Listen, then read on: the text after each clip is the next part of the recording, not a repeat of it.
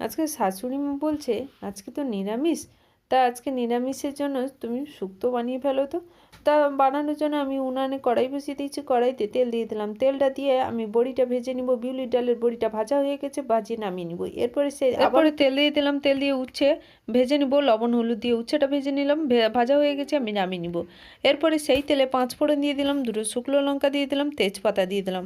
তেজপাতা এটা মশলাটা ভাজা হয়ে গেলে একটু গ্রেট করে রাখা আদা দিয়ে দেবো। আদাটা ভাজা হয়ে গেলে আমি সবজিটা দিয়ে দেবো। এখানে আলু, কাঁচা কলা, বেগুন, ওলকপি ও সিম নিয়ে নিয়েছি। দিয়ে সবজিটা আমি ভেজে নিব, ভাজা হয়ে গেছে। এরপর জল দিয়ে দিব, জল দিয়ে কিছুক্ষণ রান্না করে নিব। এদিকে সাদা সরিষা 1 চামচ বেটে রেখেছিলাম দিয়ে দিব, দিয়ে আবারও রান্না করে নিব। রান্না হয়ে এসে আলুটা সেদ্ধ হয়ে এলে আমি বড়ি আর উচ্ছেটা দিয়ে আবারও রান্না করে নিব।